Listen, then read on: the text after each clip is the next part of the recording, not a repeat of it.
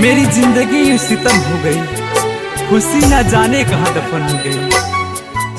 और लिखी खुदा ने मोहब्बत सबकी तकदीरों में, लिखी खुदा ने मोहब्बत सबकी तकदीरों में, मगर हमारी बारी आई तो स्याही खत्म हो गई, स्याही खत्म हो गई।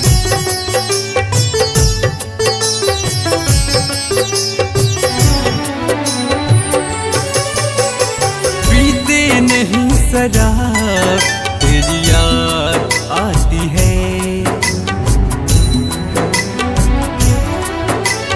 पीते नहीं शराब तेरी याद आती है। टूटे हैं तेरे इश्क में, टूटे हैं तेरे इश्क में, टूटे हैं तेरे इश्क में, चाहत जलाती है। पीते नहीं शराब तेरी याद आती है, पीते नहीं शराब तेरी याद आती है।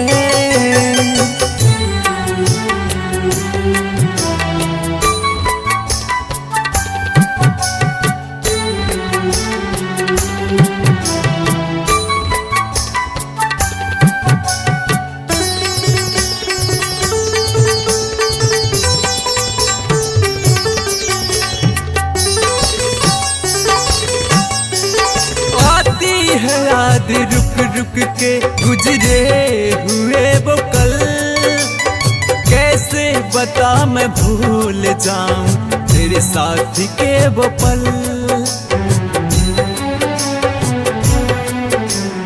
आती है याद रुक रुक के गुजरे हुए वो कल, कैसे बता मैं भूल जाऊं तेरे साथ के वो पल।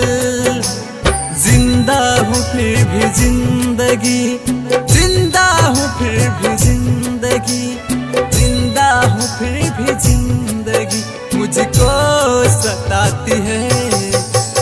पीते नहीं शराब तेरी याद आती है, पीते नहीं शराब तेरी याद आती है, पीते नहीं शराब तेरी याद आती है।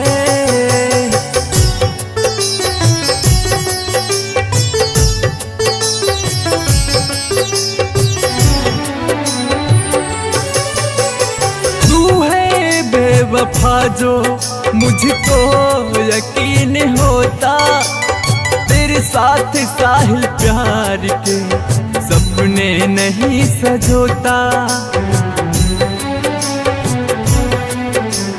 तू है बेवफा जो मुझको यकीन होता, तेरे साथ सिल्वर प्यार के सपने नहीं सजोता। दिल में बस कर बेहया, दिल में बस कर बेहया, दिल में बस कर बेहया दिल चीर जाती है। पीते नहीं शराब तेरी याद आती है, पीते नहीं शराब तेरी याद आती है, पीते नहीं शराब तेरी याद